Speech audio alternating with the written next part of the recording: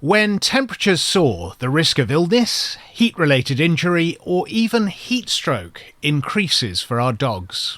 However, taking precautions, planning ahead, and watching out for signs of heat-related injury and heat stroke can greatly reduce these risks. Hello, I'm Brian Johnson and this is Dogs Unleashed. And I'm Beth Russell from the Golden Retriever channel. In the next few minutes, we'll give you 7 simple tips to help you and your dog enjoy the warm summer weather. So let's dive in with tip number 1, Beth. And there's possibly more to this than just looking at the temperature. In simple terms, how do you know when it's too hot to take your dog for a walk?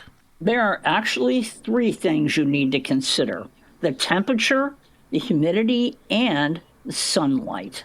The 3 things can create a perfect storm for your dog or you. Now, we sometimes hear about the back of the hand test. What's that all about?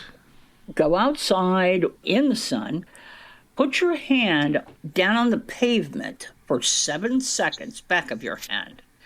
If you can't hold it down for 7 seconds, that's a sign that says, don't take the dog out for a walk. Haul it off, stay inside, play games, and wait for tomorrow. It's not a good day to be there. So clearly, if it's too hot for you to hold your hand there, it's too hot for your dog's paws. It's as simple as that. Now, keeping an eye on the thermometer, at what sort of temperature should you start to become concerned? The best advice is if it's 70 to 75, start keeping track of the temperature. Anything over that, if the humidity is high, can really create problems. So keep your eye on it.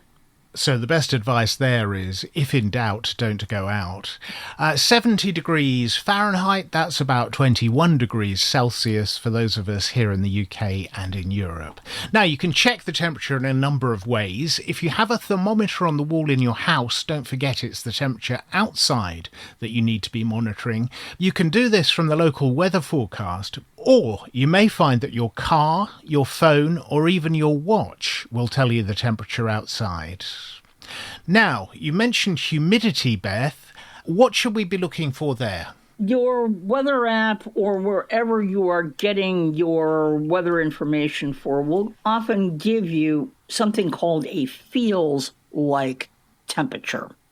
If the humidity is very high, it can make it feel much, much hotter outside. And the feels like takes into consideration air temperature, relative humidity, and wind speed. Gives you an idea of how the weather would feel to your bare skin. And if you're in an area in direct sunlight, the pavement in the US, wherever, it will be considerably hotter than the temperature on your thermometer and can seriously injure your dog's paws. That's why we're recommending that you start watching the temperature in the 70s. The pavement can get up to 110, 120 when it's 70 degrees outside if there's enough direct sunlight. Don't forget that many dogs are inclined to please, so it may appear comfortable as they walk along, but they could be suffering, so do be alert to that. And if your dog hesitates to put his or her paws on the ground, then that's a sign that it's likely to be too warm for your dog to walk outside. Absolutely. If you're walking in an area of shade, that may be okay. Stay in the grass for a brief walkie as long as the humidity is not too high and the temperature is not too high.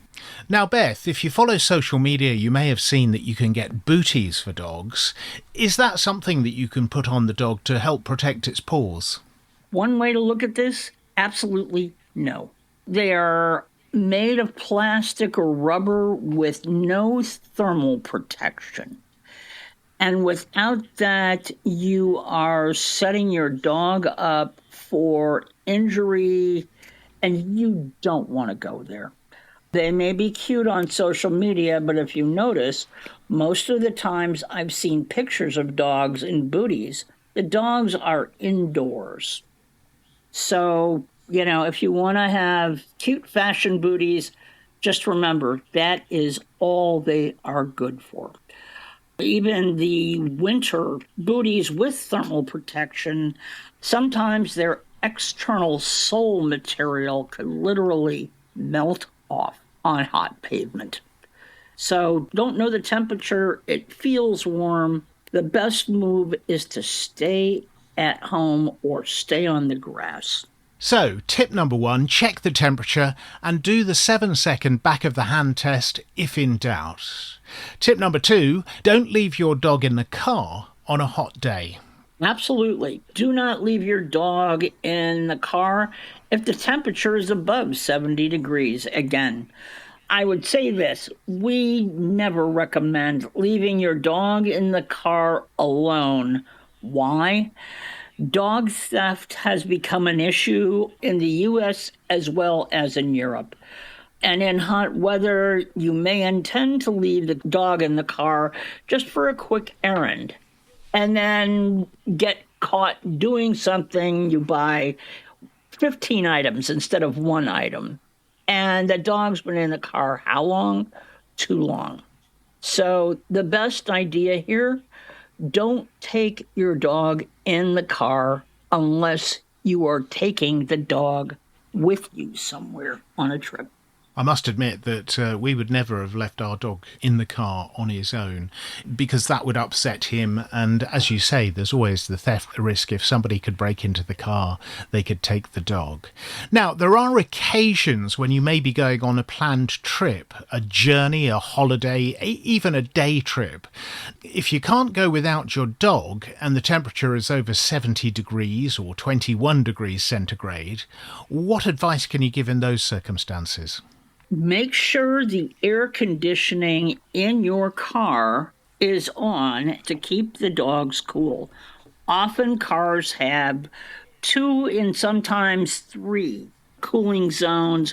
Make sure the cooling zone your dog is in is very cool. And remember, take a break. You don't have to drive 7 hours without taking breaks. And it's best for your dog that you do take a break. Best for you too. Yes, if you're travelling on a longer journey, it's good advice to plan out where you're going to stop and maybe stop every hour or so.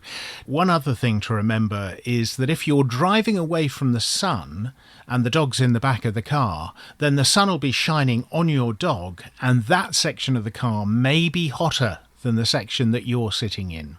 Yep, so make sure that their cooling zones are set to very cool under the circumstances. So, tip number 2, don't leave your dog in the car on a hot day if you would ever leave it alone in the car. And tip number 3, what about grooming in summer, Beth? Is this something that one should do?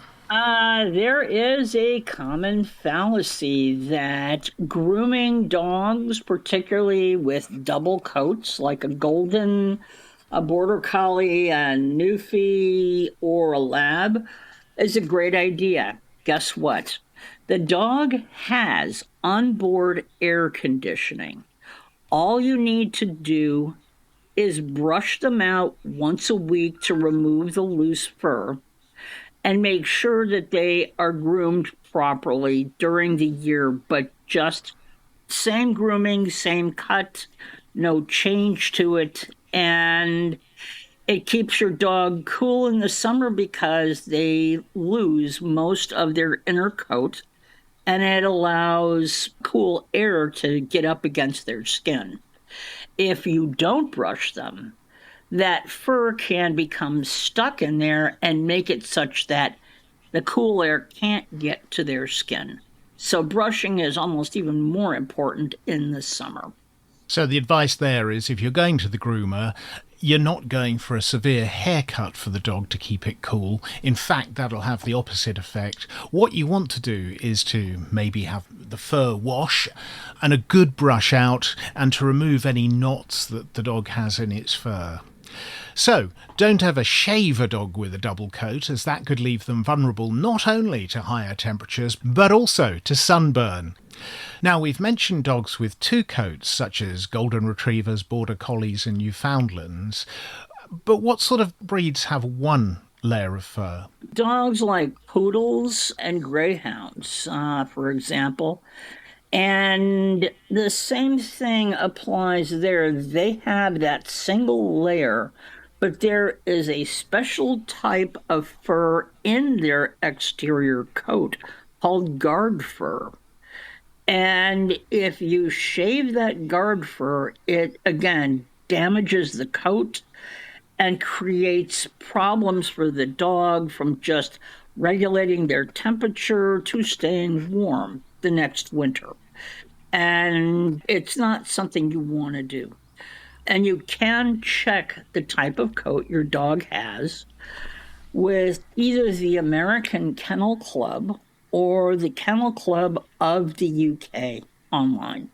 Both of them are very good resources. Now we're looking at keeping your dog comfortable and safe in warm weather. Tip number 3 there then, go easy on the grooming during the summer. Tip number 4, what about getting your dog a cooling jacket or a cooling mat? Both are a great idea and ways to deal with the warm weather. Cooling jackets or evaporative cooling coats are terrific for extreme temperatures. If you're out doing something with your dog and you know they're going to get very hot, putting an evaporative cooling coat on them can make all the difference in the world. I tried one on my Golden Kai when it was a very warm day outside. And I said, okay, this thing gets maybe 2 minutes, and then we're going to see where we go from there. Because of the way evaporative cooling works, his tongue started to get small. He started to look a whole lot happier, and it became our standard thing to use in the summer. I believe that they work with water, is that right? Yeah, they do. They do. It's really simple. You just pour water on them, wring them out, and put them on the dog. It is a simple technology, but it's one that works. And there are two manufacturers that I think are good ones out there. Roughwear makes good cooling coats, as does Kurgo. Now, our old golden retriever was very eager to please, but there was one thing that he would never do, and that's put on a coat or a t-shirt or a hat or anything like that. But there is another option, isn't there, which is probably more popular in Europe than in the US. Yeah. Cooling mats are very big in Europe. And that's because of the fact that there is not as many houses with air conditioning. The best ones are likely made of thicker material. One option is the Cooler Dog Hydro Cooling Mat. It's a triple layer design. And another one is the Green Pet Shop Chills Dog Mat. And that's activated when the dog lays on it. They are both good. Take a look at them and see what you like. And am I right in thinking that these work by putting the mat in the fridge, letting it cool down, and then putting it out for the dog? Yeah, something like that. I think it's in the freezer, actually, but I will not say I have enough experience with these to know which way that is. But one way or the other, I know that they are very popular with dogs that live in homes that are not too cool. Now, one thing that you may find is that your dog finds its own cooling mat. I know our old fellow would go off to the front of the house where there's a wooden floor.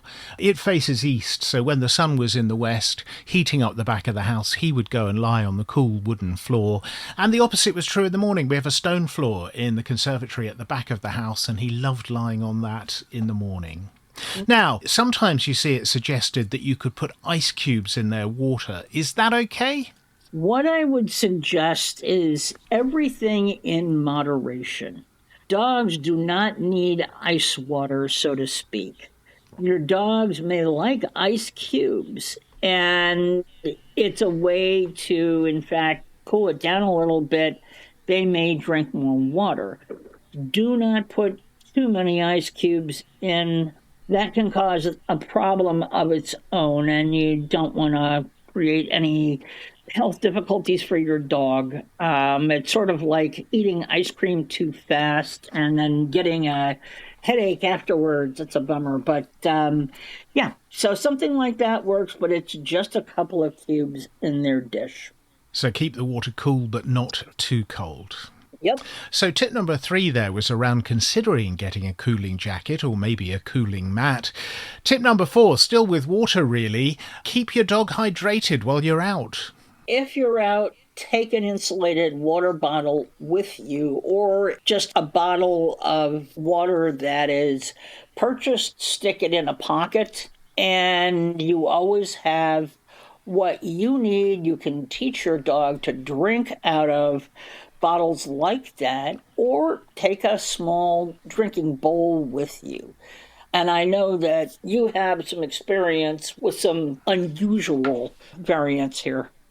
Yeah, we've got a couple of things. In the back of the car, we've got a drinking bowl, if you like, but it's made of materials, so you can fold it up really small and carry it around in your pocket. The other thing that we've used quite often is a water bottle that's got a fold-over trough or tray on the front, so you can release the water into the tray and the dog can drink it in the usual way from the tray, almost as though it's drinking from a drinking bowl. One more tip I've heard, Beth. If your dog is reluctant to drink water and you still need to keep it hydrated, one thing you can do is add just a little bit of bone broth or stock before you go out. Absolutely true. And it's a great idea. You can get this from supermarket.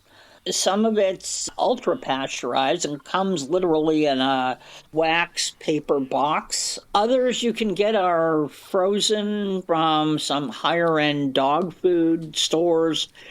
And those are all specific for dogs. But either way, you can find an answer that is, relatively inexpensive that will encourage your dog to drink more water in the warmer weather. And that's really important for their kidneys.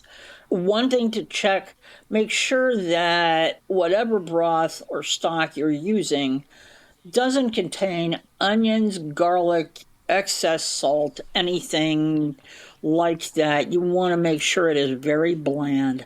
That's great advice, actually. The preparations you'd get from a pet shop will probably take that into account, but certainly if you're buying the kind of stock that you would use with your Sunday lunch, then that could have additives that are dangerous to the dog, so read the ingredients really carefully before you give it to your dog. So that's tip number 5, take water with you and keep your dog hydrated. Tip number 6 is kind of obvious in a way, be observant. Watch your dogs to make sure that they are not in distress. And heat illness shows up ultimately in 2 ways initially: excess panting or excess drooling. See that? Get your dog in the shade, get them hydrated, get them home. If their gums turn red, they start to vomit, or they're disoriented, get your dog to the vet immediately. Watch out for these signs. Puppies and senior dogs are at greater risk for these problems. So be observant. Watch out for those telltale signs that Beth was describing there of a dog in distress. Tip number 7, make sure you've got a phone with you. Absolutely. Make sure that you have a phone so that you can get a car ride home, a car ride to the vet. If someone's at home or a neighbor is at home, let them know you're out for a walk so that you can contact them in case you have a problem and need that ride. Probably common sense to take a mobile phone with you whenever you take the dog out. On the one instance where our dog ran off after a female, the owner of the female was able to give us a call because we'd got our telephone number on the dog's collar. So a telephone, always a good idea when you're out and about. So there are your 7 tips. Beth, shall we run through those 7 tips again? Sure. Number 1, check the temperature, humidity, and if you can find it, the feels like temperature. Tip number 2, don't leave your dog in the car. Probably not a good thing to do anyway, but certainly not on a hot day. Next, go easy on grooming. Make sure that you brush your dog. Tip number 4, consider getting a cooling jacket or maybe a cooling mat. Next, keep your dog hydrated. Tip number 6, be observant. Watch out for those telltale signs of distress. And always have your phone with you when you're out with your dog. So there are your 7 tips. If you follow those, you should reduce the risks of anything unpleasant happening while you're out on your walk. Absolutely. While summer can be a challenging time, it's also the time of year when you can have a great deal of fun with your dog. Make sure you enjoy it. That's just about it for this programme in our Dogs Unleashed series. We'd love to know what you think about the podcast. Beth, how do people get in touch?